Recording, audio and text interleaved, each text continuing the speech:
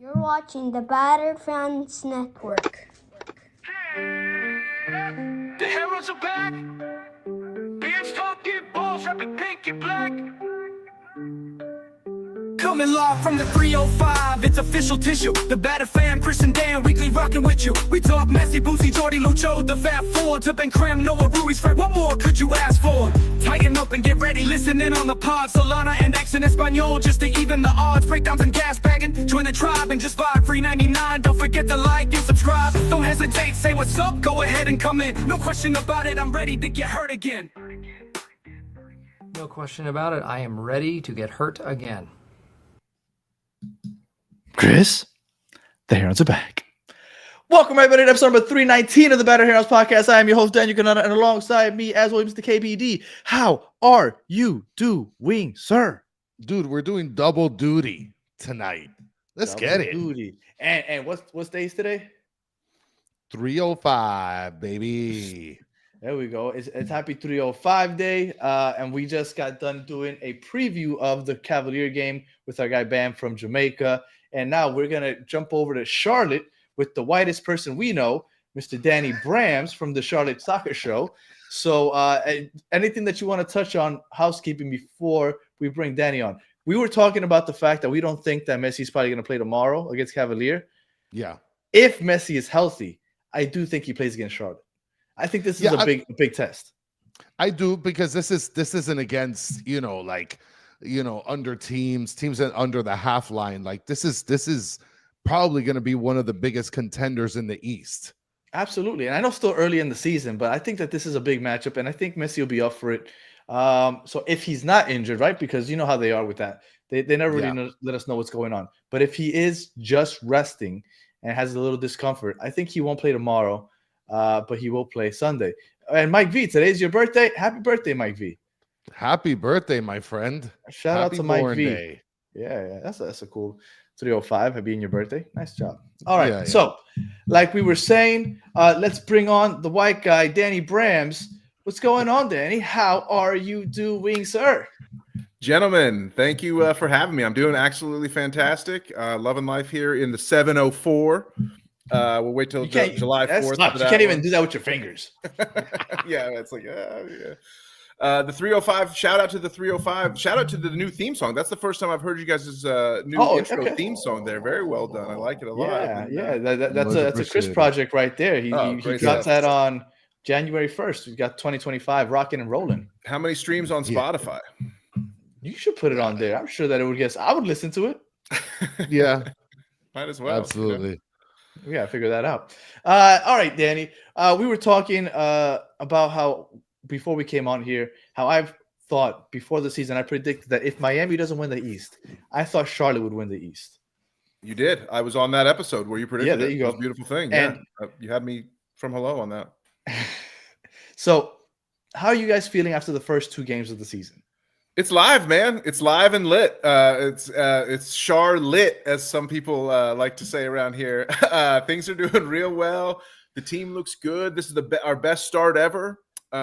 It's 4 points through 2 matches, most goals through the first 2 matches that we've had in 4 seasons. So 4 goals? It's fixing to be. Yeah, one was an own goal, but yeah, it's fixing to be the best Charlotte FC team in the 4-year history of the club.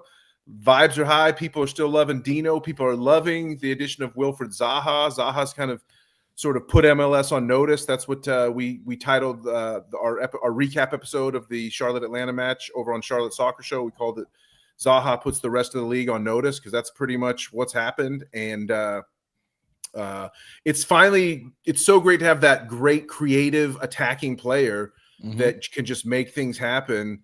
That we've never had before. We had Karol Swiderski as a DP the last few years, and he had some great moments, but he never truly connected with fans. Zaha was already like dropping jokes in the press conferences, getting goals and assists, talking about how much it means to him to see the support in his new city, talking about how much he wants to prove himself here in MLS and prove that the adventures in Turkey and France that didn't work out so well were flukes. So the one question everyone had about Zaha was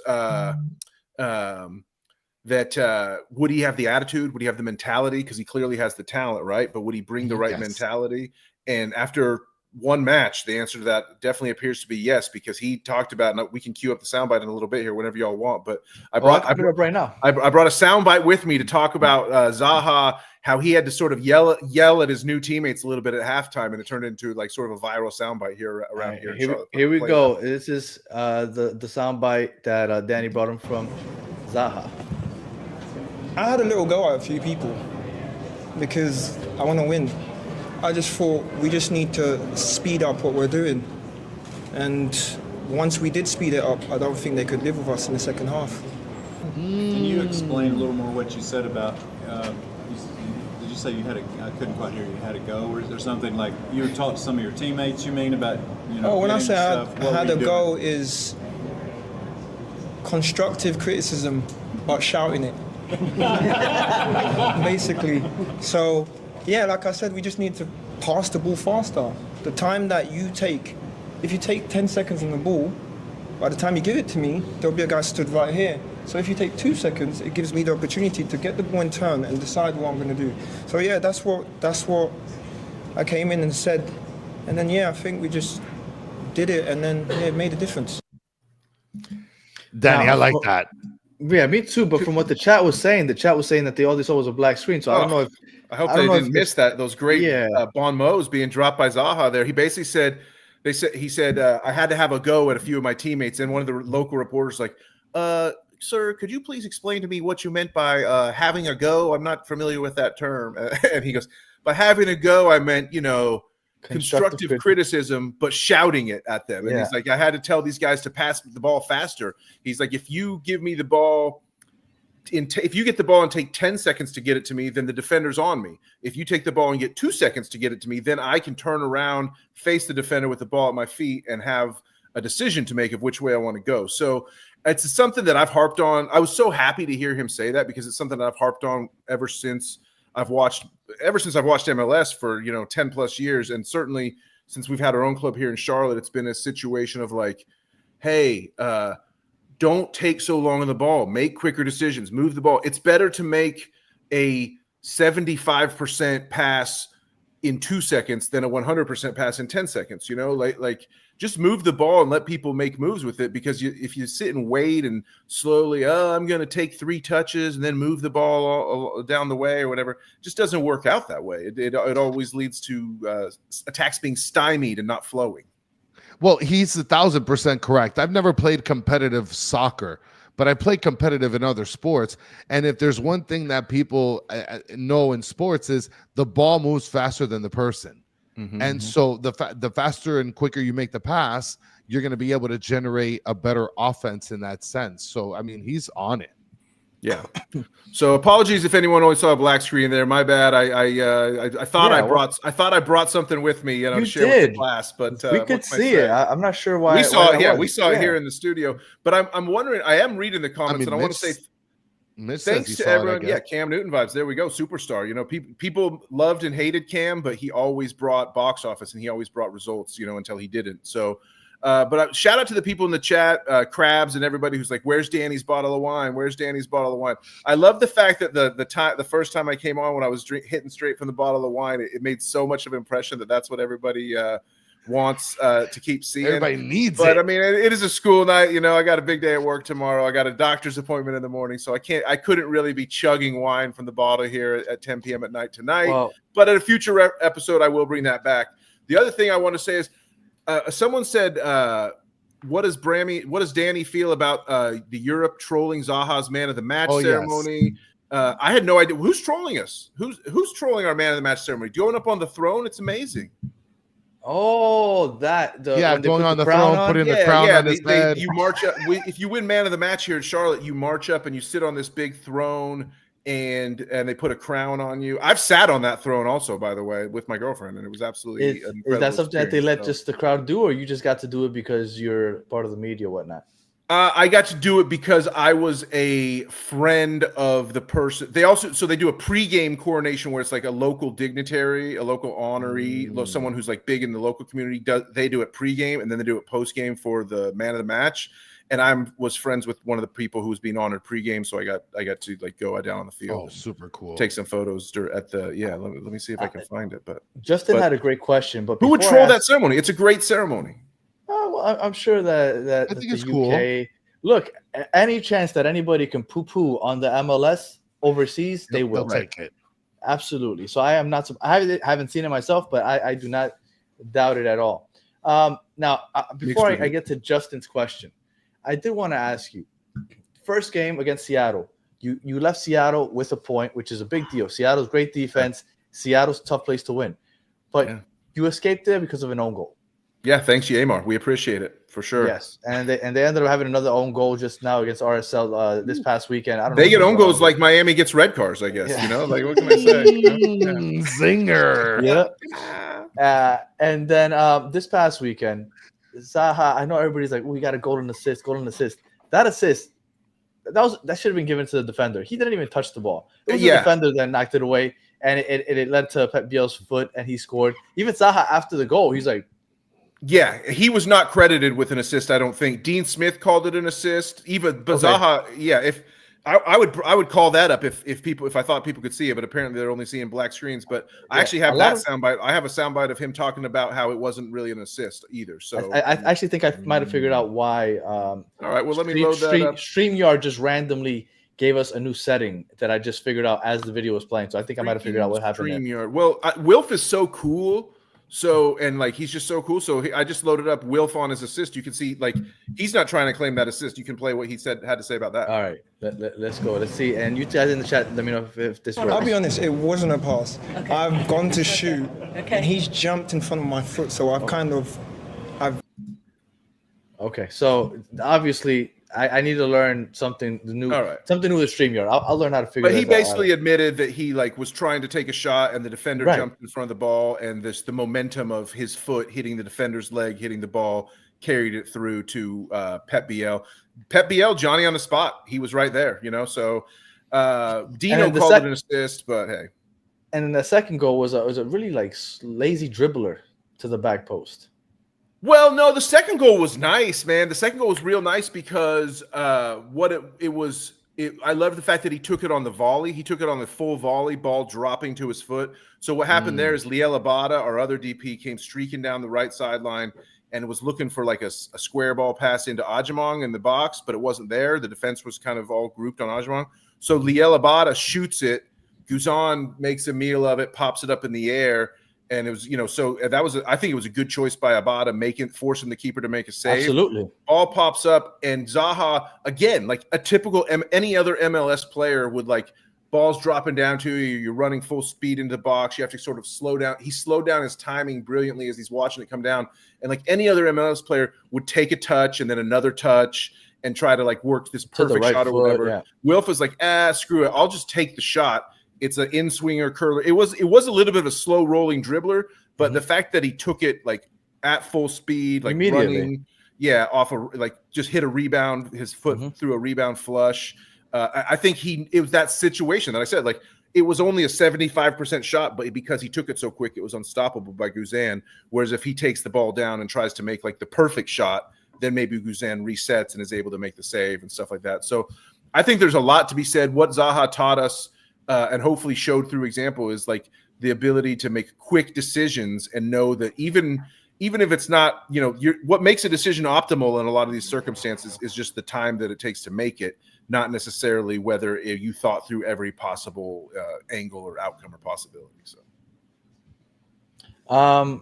if it wasn't for the fact that it was Seattle and Atlanta, which everybody's so hyped about, which I still think they're a little overrated, but they're not overrated. It's just that they have to take a little bit to gel. Listen, this is. Dude. I think that it's going to take some time. Their defense is going to suck. Yeah, the defense is going to suck. Overrated, yeah. Brad Guzan is finally going to come off that cliff. Like, I'm sure that they'll score some goals against some bad teams. He's already starting to, yeah. And they'll score 3 goals against a team like Montreal. But I'm not worried about Atlanta. I think I'm not saying they're not going to be a playoff team, but they're not going to be as good as everybody's saying that they're going to be first place. They're not that good. No.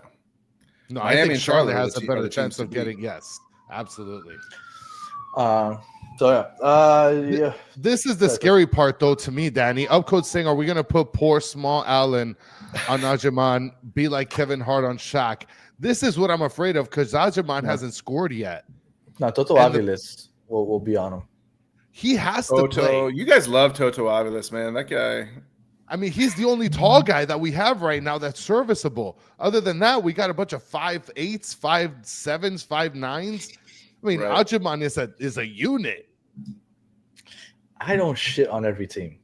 Even I'm Miami? I Diabolical. I just call it how I see it. Atlanta's not good. I mean, I'm not going to say that they're not good, but I think they're overrated because everybody's like, oh, they're going to be first in the league. They were ninth, and what they added 2 attacking players. They haven't done it. I get both their starting fullbacks are injured right now. Oh, there he goes. There he is. Tommy comes and says, where's the bottle of wine? Even he's Oh, asking. yeah. I love it, Tommy. I love it. And look, and now he chimes right in at the perfect time. Fuck you, Atlanta. Well, all right. So what are the expectations for Charlotte this year? I mean, we talked about it in the Battered flying Fans high. preseason, right? And I said that the expectation was compete for the Supporters' Shield and win the East. That hasn't changed after 2 matches. We've got a really tough schedule out of the gate here, going to Miami in week 3, going to Seattle in week 1, hosting Atlanta. San Jose is in 3 weeks. That was supposed to be our relief game. They look like a totally new team under Bruce Arena. They look like they're going to be tough. So we're getting a lot of tough matches under our belt here early, and this Sunday is going to be a real big game. It's a showdown down in Fort Lauderdale or wherever you guys' stadium is these days. I'm not sure. Maybe they moved it to Key West, but I think that whoever comes out of that game becomes instantly in the driver's seat for the East, right? Whoever like if Miami or Charlotte is able to get 3 points on Sunday, they have to be looked at as one of the favorites. And how's it looking for the fan base? Do you know many fans that are traveling for the game? Because I'm looking at Ticketmaster right now, and the most affordable ticket right now is $70 standing only. $80 is where you can get maybe sat in one of the Lego stands in the corner. People want to see Ajaman. People want to see Zaha. I can tell you guys are tired of watching these old, you want to see young stars come through and Zaha ain't young. Exciting. Zaha's like 32, but Ajaman, you guys want to see Adil Similanda back there, dominating on the defense line. All these people, all these retiree fans in Miami are tired of seeing these retiree players on the pitch. Suarez. Oh, great, he had 3 assists and a goal, but the guy is about to head to the old folks' home at any moment. We don't even know if he's going to be able to finish the season. My back. My back. He'll finish the season holding that trophy. Don't you worry about it. With all that back pain. All right, so this is the question that I guess technically I was going to ask in a different way, but this is interesting how he phrased it. How do you think it's going to clash between Dean Smith and Zaha? Because Zaha already wants to play an open up-tempo game, like he was saying in that press conference, and Dean Smith is the very defensive-minded, like you said, boring ball kind of guy, like you told us last year. How's that going to work? So here's what I think. I think Dean Smith actually is also wanting to play that open, attacking, free-flowing style. If you look at his time with Villa, if you look at what he tried to do with Norwich and Leicester when he was trying to save them from relegation, but he's also pragmatic. And I think he knew last year he didn't have the talent to do it. And so he adapted his style to the players that he had last year and played a very slow down, practical, defensive-minded game. But I don't think that's really what he wants to do, as I see that great comment on Tim Ream there. I think Dean, if you think about the guys that used to be on his team, like Saeed Ben Rama and Ollie Watkins and Jack Grealish and the guys he coached, he wants to see that quick-moving offensive style. I think getting guys like Zaha in, having Leo Labata for the first year. He loves Pep Biel. Dean Smith's always raving about how great Pep Biel is. And so I think this year, I think the styles will mesh very well because this year I think Dean wants to open it up a lot more. We've already seen that a little bit. I think Atlanta probably the first half of Atlanta had a lot of opportunities in that. They did, yeah, they did have 2 good ones. Kalina made one really nice save on a ball that was right to him, and then their their big record signing Latte Loth like whiffed a ball. You know, he was right in the box and couldn't even get the ball on frame. He shot it wide. So there was another one inside the first 5 minutes that it looked like Almiron was going to cross it over to the back post where I think it was Saba that was waiting there to tap it in, and Kalina got a hand on it. Kalina's the best keeper. That dude. Kalina does it nice like that, man. What can I say? You know. Yeah. I was going to ask a question to the chat because the majority of them hate Drake Callender. So, and I remember I spoke to you about this like a month ago. I texted you and asked you a question about Kalina. Yeah. And I forgot to ask, and unfortunately the chat isn't very heavy right now, but I'm going to ask the people that are here anyway. For those of you that don't like Drake Callender, if you had the opportunity to have Kalina on your team, would you take Kalina on your team? He's recognized widely as if not the best keeper. He won the award last year. Would you take him on this team? Because he's a little better than Drake, but much like Drake, he isn't somebody that you can count on playing with the ball at their feet. And Soccer Daddy says no. Okay. Yeah, they don't like Kalina's not that like play out of the back type keeper that is so trendy and popular these days. But good things happen when Kalina kicks the ball deep. The first goal, the own goal, the late own goal that we tie that helps earn the draw against Seattle, that came off of a Kalina deep ball kick that he just sent forward, and then we got a lucky bounce and capitalized on the lucky bounce and got down the wing and crossed it over for an own goal. The goal, the goal that led to Zaha's goal. The second goal, yeah. The second goal was off a long ball from Kalina that bounced over the left back's head, and then Edwards. He played that horribly. Pretty bad, yeah. So, granted, you don't want to be relying on defensive mistakes, every time. But I have always said good things happen when Christian Kalina kicks it deep, and so I never have a beef with the fact that he's supposedly not good with the ball at his feet. That doesn't really mean much to me, right? Everybody's drunk with Ustadi right now because the thing is, Drake is a good shot stopper, but they like Ustadi because he's good with the ball at his feet, right? When people pressure him, he can go ahead and he can find the fullback or the center back, and it's not a long ball. He can play the ball to his defenders and progress the ball, sweeper keeper, like you said, all that other stuff. People hate Drake because he can't do that with his feet. But I think Drake is a good keeper as far as stopping shots. And that's why I brought up the Kalina thing, because I thought that he wasn't that great with his feet. And that's why I texted you to ask you. You told me, not the worst in the world, but it's not his strength. And I was kind of curious what Inter Miami fans, and if you're in the chat or if you're watching this afterwards, because I know the majority of people watch this after the fact, leave in the comments. I would love to know, Ustadi or Kalina? Because if you think Kalina, then, the footwork isn't as important as you say. I wouldn't trade Kalina for Edwin van der Sar at this point. Kalina is my guy. Like, I certainly wouldn't trade him for Drake Callender. So, like, Kalina is our guy until he wants to hang him up, as far as I'm concerned. I hope he never leaves Charlotte until he retires. Well, I mean, and Danny, look at this. I mean, the question is over Ustadi. Like, if it's a sin to even think of any goalkeeper at this moment over Ustadi, other than Rocco, maybe. Right, and Ustadi is a good ball distributor. Yes, Jack, that's what I'm saying. I get it. We like to play out of the back, but Kalina is also thought as the best keeper in the league. So, and this is something else that we noticed. Franco Panizo posted that Drake was not training with the keepers, but there was no mention of any injury, but he was on the bench last game. Think of it as what you will, but that's not good. I mean, are they going to convert him to left back or whatever to fill in when Jordi Alba breaks down, or what's the deal? We got Noah Allen for that. I'm hoping that if Drake Callender isn't going to be the starter, they at least let him start in the U.S. Open Cup games. Might as well. Callender was good servant to y'all's club, but if I'm a Miami fan, I'm not losing any tears over the fact that Callender's losing the job to a star. I mean, Drake, and maybe it's because we've had a sad history.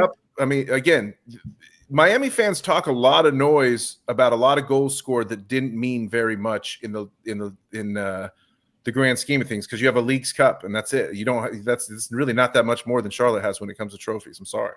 Do you consider the Supporters Shield a trophy? I do. I'm just messing. Oh, I don't.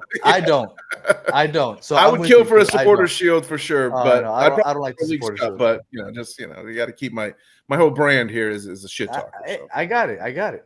Let's not forget the Carolina Cup either. Okay.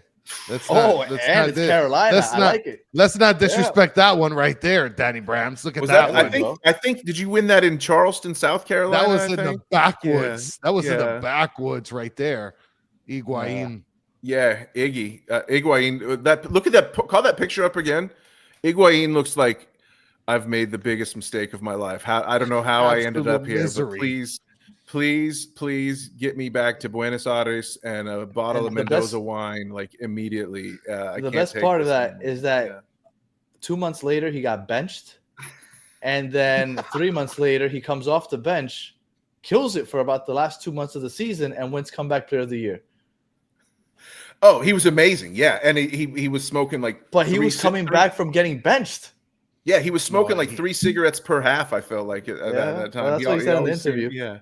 It was amazing. But he also put on like a master class against Charlotte in that run. He like destroyed Charlotte FC in he had like created 3 goals in 15 minutes or something like that. I couldn't believe it. I was so pissed. And then Lewis is saying, I give Danny Brams a pass. Charlotte beat Atlanta. Hey, sorry if Tommy's still in the chat. We love you, Tommy. But it felt good. And the funniest part was when before the match, I asked Dean Smith at his like pre-match press conference. I was like, "Hey, Dean, how does it feel? That a rival is coming in. Are you feeling the rivalry with Atlanta that fans feel?" And he's like, "Yeah, I mean, I guess it's not really. They're not." He goes, "I don't consider them rivals. I haven't really seen it." So that was like very good gamesmanship, I thought, on Dean's part. So. I mean, Mike V is here. Well, first of all, let me bring Jennifer Torres says, Mascherano said Drake's still feeling discomfort. He's hired his own personal doctor to look into groin injury, allegedly.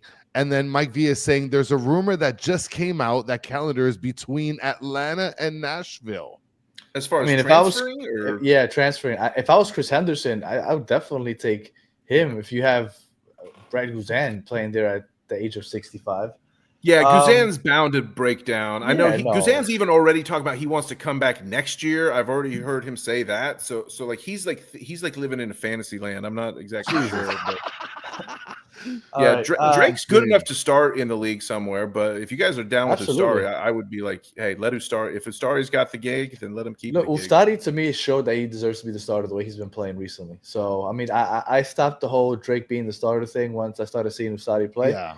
But I just dislike all the hate that Drake gets for no reason. He just gets so much hate. Well, soccer fans, there's one thing we love. It's irrational stances and gang mentality. So, like, you get enough people to think something is true, then everybody just hops on board. So that's just the social media in general, I think. And exactly. Yeah. Soccer, social media, I mean, you've got to you better bring your sword and your shield at all times in that scenario. So what's the deal with the formations here? Because I saw you guys line up 4-4-2, and then in the first game like a 4-4-1-1. Or what's the idea going to be? Zaha didn't play the first game. Zaha didn't play. That's what I was thinking. He had to fly to England to be there when his wife gave birth to their first daughter, Zuri Zaha. Welcome to the world, young Zuri. Can't wait to see what you do. But the formation I would refer to it more as a 4-2-3-1. I think 4-2-3-1 is the shape that we take. You got the back line, the 4 back line, but it also shifts in and out of possession because in possession, the right back, Nathan Byrne, will get really far advanced, and then Tim Ream, the left back, will sort of hang back into almost a third center back. So in possession, it's almost like a 3-5-2, but out of possession, it's a 4-2-3-1. Either way, you have the double pivot midfield of Ashley Westwood, and then it's usually either Brant Bronico or Jabril Diani or Eric Williamson. We're still looking for someone to lock down that spot standing next to Westwood. But I prefer Bronico. Almost every fan would tell you that it's Bronico's job. But he did not start against Seattle, and he did start against Atlanta, and we looked a lot better with him there. So I think Bronny will probably be the guy who starts against Miami. I think if we were to go out, we have another DP slot, and I could see us maybe spending that DP on a guy who, you wouldn't think, oh, we're not going to get a defensive midfielder on a DP contract, but someone who's like almost like a hybrid 6-8, I think could be a potential third DP slot for us in the summer transfer or in the summer transfer window. But regardless of that, you got Westwood and Partner as the 2 DMs, and then you've got Zaha left, Pet BL center, Abada right as sort of the attacking front three, and then Ajamong as the striker on top of that. So that's the shape that you can definitely expect to see, again, with Ream playing as a left back, but Ream's not going to go past the halfway line. No, it's the third center back. Halfway line, Ream's going to hang back. If we're on the right side, Byrne's going to advance all the way up to the touchline like a traditional English fullback would. Okay, so he's going to be dominating that Jordi Alba, because Jordi Alba also pushes up just as high. So right, you need somebody to cover that space in behind. Well, Alba's left back, right?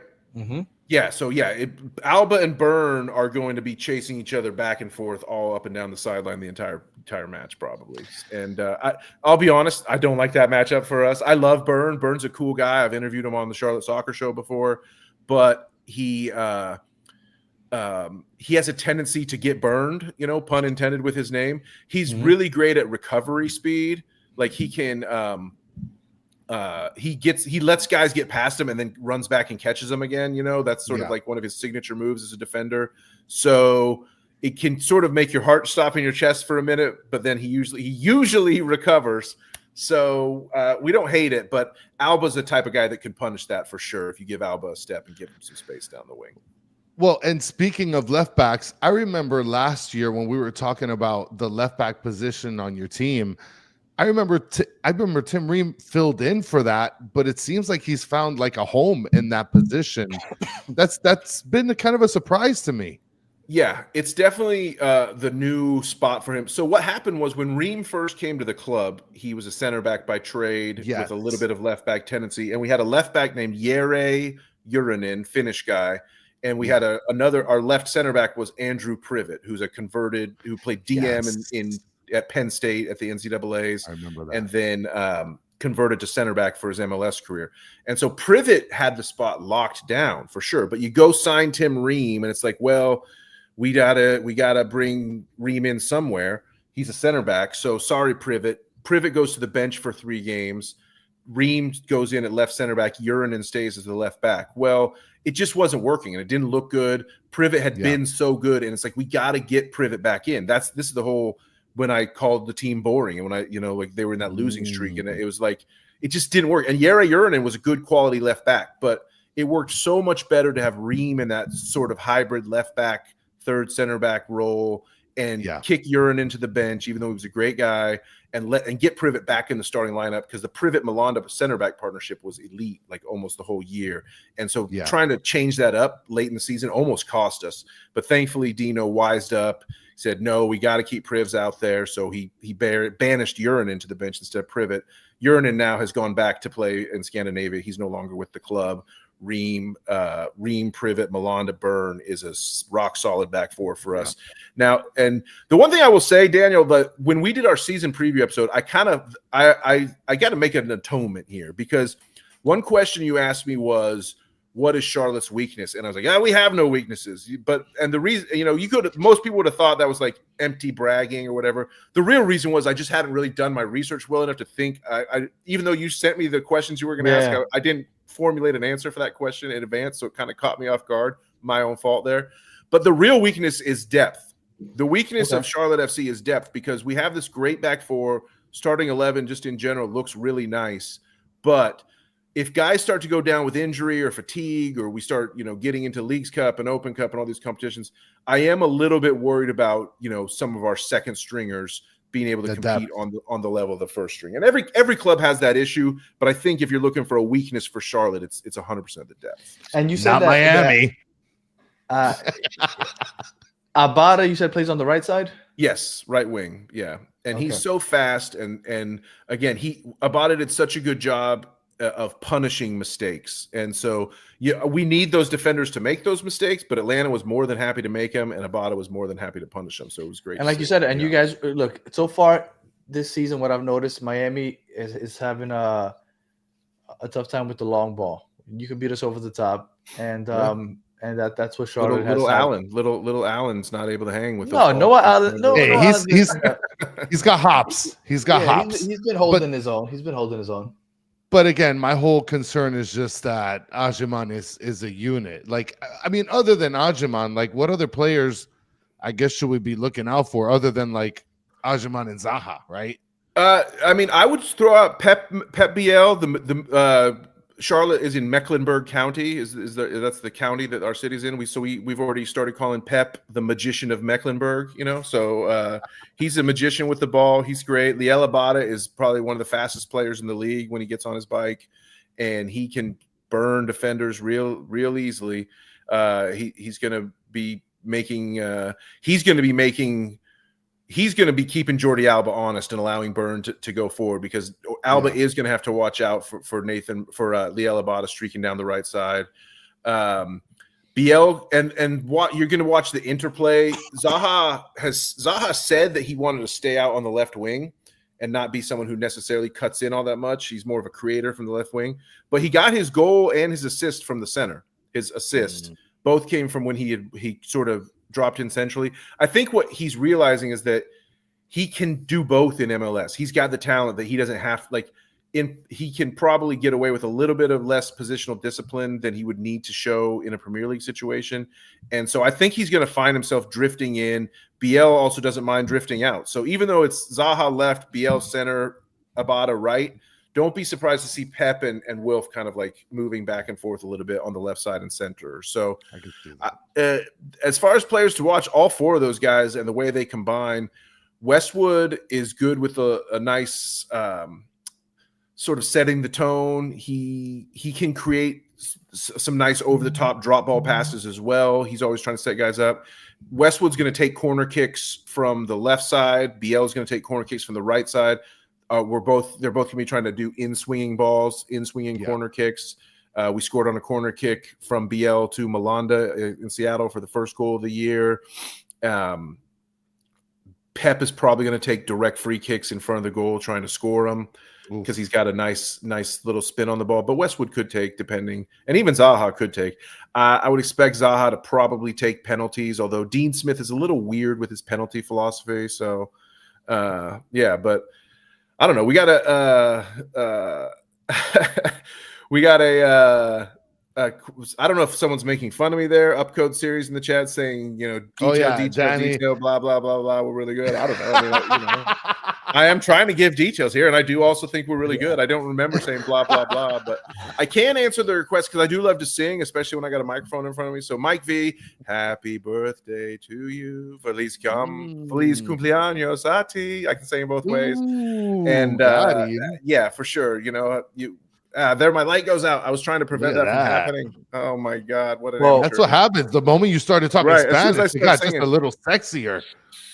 Hey, well, while you we can do Danny Brams after dark if you want to, for sure, no problem. We've played Charlotte 7 times in our history. We've won 3. Charlotte's won twice, and we've drawn twice. Charlotte has never won in Miami. No, we never won in Miami. Agreed. No, they've never won in Miami. In Miami, the scores have been 3-2 Miami, 4-0 Miami, 2-2 Miami, and 1-1 draw. So the last 2 Miami games have been draws, and then the 2 before that were a 3-2 win and a 4-0 win, which was the Leagues Cup game, where Messi just dominated. Yeah, there was also that time when we beat you guys to get into the playoffs, which was great. Our first year in 2023. That was the first ever loss for Messi. Yeah. There you go. I was there. I was in the building. That. Yeah. It was a great time. It's a great old time. We were already eliminated, so I don't. The 3-2 loss. I remember. Yeah, you were already eliminated. The 3-2 loss that we had in Miami a few weeks before that, we were up 2-0, and that was with the time when Higuain was like, no, sorry, I'm taking over. So. And last year I was at Charlotte when we won. That was an awesome game too. Right, you and I were supposed to connect, and I think I don't know what I was. He stiffed you, farting around. Yeah, I don't know, but I gave you some pretty good recs, and I think you enjoyed yourself in Charlotte. So for sure. For an absentee host, that was a pretty good one. Oh, I'm hoping to make it to Charlotte this year. They actually go to Charlotte on my birthday, on my 40th. So please cumpleaños a ti. I love it. Let's go. So we'll see. Hopefully, I can make it out there for my birthday. Are you coming down this weekend? Not going to make it this weekend, although I wouldn't be surprised. I'm sure a decent amount of Charlotte fans will be there. We have a program called Crowns Up and Away, where if you're a season ticket holder, the club will give you a free ticket to any away game of your choice. Wow. And so I'm guessing that many folks Wow. chose the Messi game. I don't know that for a fact, but I would think that a lot of Charlotte season ticket holders might have said, hey, week 3 in Miami for free ticket, in March, when it could still be cold here. I think I'll take Look a at take that, up Danny. on that. So, I think this is the part. I don't know. That's what we dislike do the for our most. supporters here. Yeah, exactly. This is how our club takes care of our people. I don't know how they do it down there. They don't take care of us. They don't care about us. Hold on. This is the part that I dislike the most about doing this show and having people from other cities come on, is when they tell us how good they get treated. Yeah, I think that's the part that I dislike the most about this show. When Atlanta fans tell you how you can feed a family of 4 for $10 at the stadium and stuff like that, it's incredible for sure. Nobody does it like Atlanta, yes, for sure. Yeah. I was looking for the gifts that I got at the stadium, and I was just a visiting fan. Oh, and I got more stuff. I got more stuff as a visiting fan than I do here when I go to games here in Miami. Oh yeah, shout out to Davey. I appreciate it. We got this letter from Dino sent all the fans like a postcard this year about how great we are. Got this crown here. Got this little crown the club sent season ticket members. Who gave you that crown? The club gave me this crown. But just you because you're Danny Brams? Or? No, all season ticket members got this crown. This was 2023 season ticket member gift. Yeah, they send us gifts. Most of the scarves I got up here were free gifts from the club. Not all of them, but most of them. So yeah. You know what? We got a crappy. I was gonna get the stupid tumbler cup. I was gonna get the stupid tumbler cup, but mine's broke. I threw it on the ground. Jesus fucking Christ. I couldn't even do that. I took that tumbler cup, usage. threw it on the ground. You know what, Danny Brams? I'm going to tell you how bad things are. I think this was a free gift also. This nice little, I think I got this for free from the club as well. Screw Drink you. coffee out of that in the mornings. I'm going to tell you how bad things are down here. They sent us an email January 28th. And they said, hey, because you are a valued season ticket holder, we're going to give you 2 complimentary tickets to the first Champions Cup game. And I said, wow, finally, this is nice. Appreciate it. Boom, claimed them immediately. Within minutes, I claimed them. Chris gets his tickets. It's a couple days before the game. I haven't received my tickets. I call my rep. They tell me that it was a raffle. Although it clearly states in the email, and I brought it up on the show and everything. It. Complimentary. States, all you have to do is simply, literally, that's what they were, simply click the link and claim your tickets. And then they came and told me, nope, it was a raffle. So they don't care about us. They don't. And all I gotta say is that they don't really care about us for sure. I'm sorry, man. What song is that? What song is that? That's Michael Jackson. Yeah, it's Michael Jackson. That's right. Baby. Come on now. Yeah. That's your song. Tony Axe in the comments. They've given you the best squad in MLS. I don't know, the best at losing to Atlanta in the playoffs last year. No, they won the Supporters Shield. Look, I get it. Look, that's why I can't complain on here because then everybody gets snarky with their comments. Oh, but right. Well, yeah, I get it. I get it. Yeah. Hate watches still count as watches, Danny. So don't worry. It's if you can't make people love you, make them hate you. Because I mean, either way, at least they're reacting. And for the record, I'm pretty sure if Messi ended up in Charlotte, which he never would, but if he would, I bet you they'd still send out a crown for the fans. Yes. Yeah. No, they probably would send. Well, maybe, but they'd be like, "Yeah, we spent the crown budget on Messi, guys." Sorry, yeah. Okay. Unfortunately, well, I guess that makes you feel a little better. Unfortunately, but yeah. So, do you think Messi? Here's a question: how many cities has Messi learned U.S. geography? Is there any cities besides New York, L.A., and Miami that Messi could find on a map after spending a year and a half? Orlando. Okay. Orlando. I'm gonna put the over under. I bet he probably could under half. He could vaguely, if you asked him where Chicago is, he could probably point to the Great Lakes on the map. Maybe. Yeah, that's that area. I think if you asked him where Salt Lake City was, he would be like, "That's a real. No, he'd be that's lost. not a real place." It's like this is clearly a trick. He might be able to name Atlanta just because he went there a couple times already, and probably on his mind. I think he would say Atlanta's pretty close. I think he would point to Tallahassee and say that's where Atlanta is personally. But what can I say? I mean, you think he's going to find Sporting KC, Kansas City? No, Like he was just there like 2 weeks ago. Once again, he's not finding Nashville. He's not finding any of those places. No, I don't think. I don't think and Messi's Messi. He's obviously he's in the twilight, the sunset of his career. Good for him. He doesn't have anything to prove. He's the great goat and all that. But I don't think he's really embracing the American adventure like some European players do when they come here. Like a guy like Ashley Westwood. Shout out to my captain. Who, not only does he love Charlotte FC, he loves Charlotte. He loves Charlotte as a whole. He's always singing the praises of Charlotte. Messi loves Miami. Let me try to defend Messi a little bit here. Messi loves Miami. Yeah. Does he? I think he does. I think he does. Mike V said in South America, we learn all the states in geography, and it's on a final test. Okay. Granted. But Messi left to Barcelona, I think. Right, yeah. Messi was in La Masia. I doubt that he was learning all the Messi was skipping geography classes to take human growth hormone injections. So, Yeah, I mean, it's true. He hasn't even grown. No, have you seen him before he got on the retro? Have you seen how small he was before? Yeah. I mean, he was a child back then, but yes, he grew. At least I think he did. I love the takeaway in the chat. Love the takeaway in the chat there. Yeah. Ashley Westwood is better than Messi, is what Danny has to say. So, yeah. Cordoba, right, Argentina. I'll take the Circus Fund says, do I know where Cordoba is? Cordoba is like an hour outside of Buenos Aires, right? Like a little bit northeast, maybe. It could be wrong. You know what? I'm going to check that out while I ask you this next question. Yeah. Let's say hypothetically you are a degenerate, which you might be already, but let's say you are hypothetically a degenerate.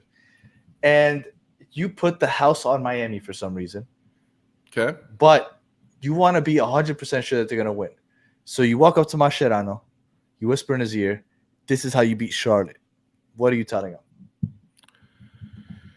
I say the way you beat Charlotte is you don't let us get the ball. Although we don't really try to play with the ball, so I don't know. I think that Cordoba guess was pretty good. He got it right. Circus Fund confirmation. I've looked at a map once or twice. I've looked at a map once or twice. I think I said Argentina. I said like an hour outside of town. That looks like maybe more like 3 hours. So, but yeah, thank you for I always appreciate being put to the test, and I won't ever dish out something I can't take to myself. As far as your question about what am I going to tell Mascherano? Well, first, I'm going to tell Mascherano a couple things. I'm going to say, F Barcelona and all you jerks who stole Cesc Fabregas from Arsenal and got in his ear, during the 2008 Euros and acted like, Cesc had to leave. I know Mascherano wasn't on that Spain team, but still, he's guilty by association with those guys. Then I'm going to say the way to beat Charlotte is to just probably, I think it would be to sort of go at the midfielders, the Westwood and Bronico pairing. I think Westwood and Bronico do a really good job of dictating and taking the game to guys. And so I think like you would want to get really aggressive at them, and you want to like push them and push them back, push the two defensive mids back into the back line, because Westwood is very good at like marshaling everything and sort of keeping the game in front of him. So I think if you put the two defensive mids under pressure, then you're going to be able to have your way. Because Kalina is really good, right? But part of the reason Kalina has such a great reputation, I think Charlotte does a great job of forcing bad shots. And so, great quote by Upcode Series there in the chat. But I think like what you want to do is you want to put Charlotte under pressure and like force the defense back into itself, sort of into a shell, so you can free up space, because Charlotte FC defense organization does a really good job of sort of keeping defenders out, frustrating attackers, keeping them out wide, forcing them to take bad shots, and that's why Kalina gets so many saves. So I think if you squeeze Charlotte's defense and sort of try to take over the space there and find empty space, then you'll be good. I think they are vulnerable to crosses from the wings. There's a couple times we mentioned those chances that Atlanta got that they didn't capitalize on in the first half. I think were the result of good of sort of playing outside in. Mm-hmm. Seattle scored against us on some fluky kind of stuff. Seattle scored against Charlotte on counterattacks, and they were well executed counterattacks, but they were kind of like there was one that I think should have been even maybe potentially offside, but that was just Jordan Morris like beating defenders 1v1 and getting receiving passes.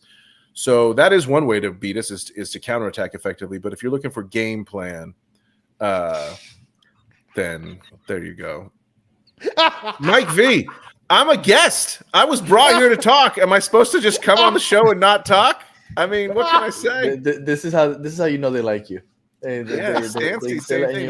This guest is very talkative, and my brain is lost. I was brought here to talk. What can I say? All right, Mr. Brams, prediction time. What they want is this right here, Danny. They just want the way to beat Charlotte is just to surrender. It will just go easier. Right. Just wave the pink white flag. Wait, we're gonna call it the pink flag. Are you guys wearing pink, by the way? Yes. Okay, that means we get to wear our new black jerseys. Let's go. Which I love. Can't wait. Yeah, the black and blue. Yeah, real nice. Fortress kit, as we're calling I like it. Prediction time. I'm gonna be gracious and generous here. I'm gonna say 2-2. I'm gonna say just an exciting draw. Probably a match that a Sunday showcase match, standalone TV window. All of MLS, every MLS sicko in the nation will be watching this one, trying to see Messi, Zaha, and Suarez and Ajimong and just names and names. I'm not putting Ajimong on the level of Suarez. I'm not putting Zaha on the level of Messi, but these are stars of the league. They're stars of the league on both teams. Yeah, and so I think they'll deliver the drama. I think Miami is too powerful to be held down. I think there's no way we can expect a clean sheet against Miami. They're going to score goals, but I think we can score the goals, and I think Miami's defense is shaky enough that Charlotte can get some goals. So I'm going to say 2-2 draw. Super exciting, super entertaining game that everyone's talking about all the rest of the week. This game I'm having a hard time pick just because I want to see what Miami looks like against a really good defense. If Messi's not playing, if Messi's playing, I think we could put up 2, maybe 3. But without Messi, Segovia has looked really good, filling in for Messi this past weekend. And Tadeo Allende has also looked good. Luis Suarez, obviously, he's eventually going to get rolling again. But without Messi, I really want to – because I do believe Charlotte has the best defense in the league. I said it last year, even though Seattle technically was better statistically. I think Charlotte was the best defense. And I'm really curious to see how we look against this defense. So I'm going to play it safe. I'm going to say 2-1 Miami because we're just a really good home team. And I think that makes the world of a difference. And I'm really curious. If we could put up more than 2 goals on Charlotte, I think that I'm already feeling pretty confident with Miami this year. But if we could put up more than 2 goals on Charlotte on Sunday, I'm going to be obnoxiously confident going forward. Yeah. Chris? I think it's going to be 3-2. Inter Miami gets a late goal victory. Okay, that's what I think is going to happen. All right, and any concerns about the midweek game? Yeah, the good quote there from the Jamaican fan. Well, is there any concerns of like you got the Cavalier game's in Miami, right? It's not like you're traveling. Yes. So, yeah. And I mean, I think y'all could, especially with that being a first leg, you could run a total B team out there and just know that you can go win it in the second leg if you need to, right? We were just going over the game with our guests talking about Cavalier, and I'm just afraid that we're going to underestimate this team so much that we're going to walk away. Maybe, I mean, this could turn out to be a disaster in terms of like us destroying them, but then I don't know, like the whole underestimating thing. Somebody brought up that a team in Haiti beat Austin FC. Like that's but that was the whole that's because Austin had one of the dumbest coaches in MLS history, and there were circumstances that led to that for sure. I don't think Miami has anything to worry about from Cavalier. There might be some rotation against Charlotte just because of the Cavalier game. Luckily, next week's game against Cavalier is also on a Thursday, so that helps. Mm-hmm. But yeah, maybe we'll see some rotation. I don't know. I honestly believe with the commenter Mitch who said just play the academy against Cavalier and see what happens. Because if you need to go to Jamaica and get your goal, No, but I mean, because this is the biggest trophy for us at least this year. I mean, I know technically the Club World Cup, but I don't have Yeah, any hope but for that. you can go to Jamaica and get a 4-0 win if you need to. I just honestly believe that. So Yeah, but I also thought that we would mollywop Atlanta, and look at us now. well, it takes a special club to mollywop Atlanta. Let me tell you that much. So not for the bold, not for the faint of heart, only for the bold. Yeah, Chris. I don't know if you want to finish off with some questions. I think we went over a lot of our questions that we already have done. All right, in the so let past. me ask him the. But the I most do have recent one. I do want to have the top 5 one whenever you're done. I don't know what the top 5 one is, but I am going to ask you, Danny Brams. Hit me. I love these surprises. You go out on vacation, Oh my and you, for some reason, you're in a rush, and you just scramble up your clothes, throw them in a bag, and you go into a nice place. You take it out. Oh, but look, you're making him. Okay. Yeah. You take it out, and it looks like a raisin. It's wrinkled. So you go to your hotel room. You look for an iron, and they say, "Sorry, in this establishment, we don't carry irons." But they hand you a book. Do you think this book will take care of the wrinkles in your shirt? I love how you just present it. So How heavy cleverly. is the book, and how much time do I have? It's going to take you can Okay, you can run a hot it is- shower. Like you can put it in a- the bathroom, run the shower, get some steam involved. Maybe No, that no, would no, no help. steam, no steam. Okay. He just literally puts a textbook on top of the shirt. Will it take out the wrinkles? No. Absolutely not. Thank you, No. Mr. Danny Brams. It'd have to be a fucking dictionary, No, like you know what Chris does? Chris tells his kids, "Hurry up with your homework. I need to iron my clothes." Listen, I'm telling you. First of all, I would never do that in a hotel. Second of all, I've done it before. I put books on top of shirts that are a little wrinkly, not full blown raisin. I mean, we had a guest that has been on with us. Says he puts it under the mattress. That's a phenomenal idea. I'm going to be honest, guys. If you're asking me this question, I just wear the wrinkled shirt and I don't care. Right, and that's what I told Dan. And that's another thing that I told Danny. I'll wear the wrinkled shirt. Who cares? And he's like, no, I have to. This guy, he apparently has an iron in his pocket 24/7. Yeah, no, I can't go out in wrinkled clothes. And I'm okay. Look, if they get wrinkled, I'm driving to the stadium. Obviously, it's going to get wrinkled while I'm sitting down. But I can't leave the house with a wrinkled shirt. Come on. I think if you had like 5 or 6 books and you stack them on top of each other, maybe you got a chance. But one book, I mean, how big? I got a book right here. You think this is going to clean up a shirt? Yeah, Chris does need a reality TV show. Yeah, I don't know if you want that. I want to ask because I've been thinking about this recently. Top 5 villains in movie history. Can you think? I'm going to give you my list. I have 4. Okay. And tell me if I'm wrong with my 4 out of 5. I haven't figured out who the 5th one is yet. Okay. So I got Hans Gruber from Die Hard. Of course. Okay. I got Shooter McGavin. He's top quirky. 5 I get it. Happy Gilmore? Top 5. Yes. I'm not, interesting Top 5 top 5 choice, but I like. Keep going. I got Lotso from Toy Story. Lots of Love and Bear? Yeah, he is That diabolical. I hate Yeah. that guy. Yeah, I do hate him. Yeah. I mean, he literally almost burned the entire squad. Spoiler alert. Yeah, and it was just his whole internal motivation, how he had never been loved, and how he had sort of been betrayed by his kid, and all that. There's a backstory there. Well, and look, March is saying Marv and Harry from Home Alone. Those are pretty diabolical. No, I love those guys. Those are like my favorite bad guys. Villain in Home Alone. Yeah, Marv and Harry. Come on. Absolutely. Actually, his parents were the villains, to be perfectly honest. Yeah, they are. Leaving They're them behind. terrible. They're awful. And my last one out of the 4 is Jenny from Forrest Gump. I mean, I see where you're going with that. She was kind of a victim of circumstances, lifetime of being abused and all that. She did bad things, but I couldn't call Jenny her is a the villain. worst. She's the I couldn't worst. call her a villain. I couldn't call Jenny a villain. Scar from The Lion King wouldn't be in your top 5? Ooh, that's a good one. He's another diabolical disaster. Yeah, Scar from I would Lion throw King. in people that I would throw on this list would be Kaiser Soze from The Usual idea who that Suspects, is. obviously. Of course. Excellent villain.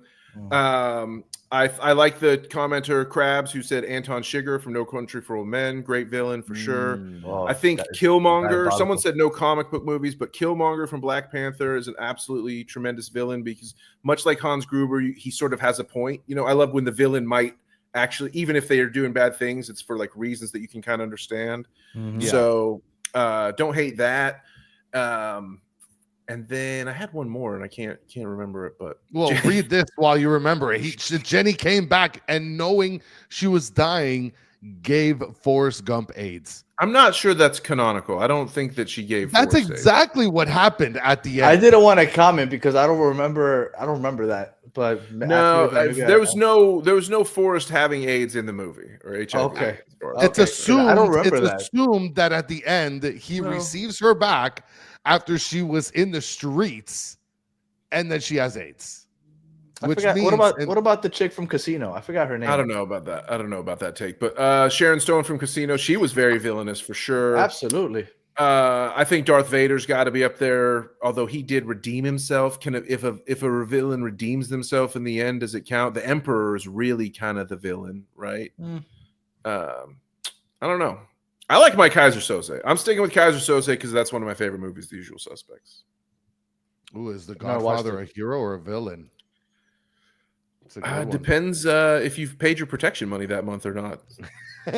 Exactly. I'll ask one last one. Favorite sitcom of all time? Wow, favorite sitcom of all time. I would have rattled off Arrested Development at one point, but I haven't watched that in a long time. So, but that's the one that made it probably the biggest mark on me was Arrested Development.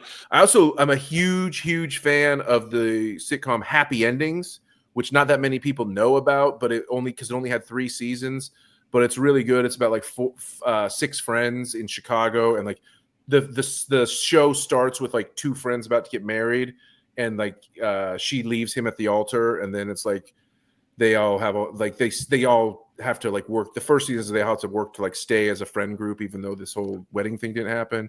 Seinfeld is 100% up there. Curb Your Enthusiasm is up there as well. I think Veep counts as a sitcom, and I absolutely love Veep. Veep is so fucking funny. So King of Queens is underrated. I used to love King of Queens. Yeah, I didn't ever watch King of Queens. I never watched like Everybody Loves Raymond. I never watched King of Queens, but I love Seinfeld, love Curb Your Enthusiasm, love Veep.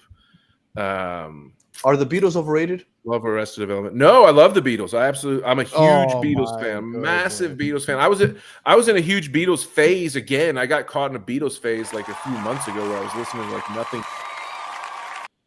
Like they're absolutely great. Parks and Rec also another great sitcom in The Office.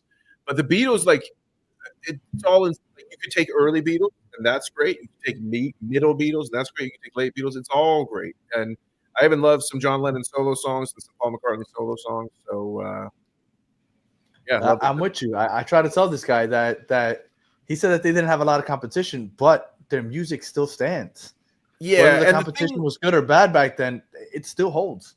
It's impossible for us who weren't there. Although Chris, I don't know, Chris might have been there. I'm not sure. I'm not 40 yet. He's got more gray in that beard than I do, so I'm not 100% sure. But if you weren't, what I've heard from people like who are currently in their 60s and 70s, you know, that went through when they were like, the thing about the Beatles is that they invented so much. Yeah, they had no competition, like you said, but so much of what is now just like standard as far as the way songs are written and pop songs are like, you know, chorus, verse, and stuff like that.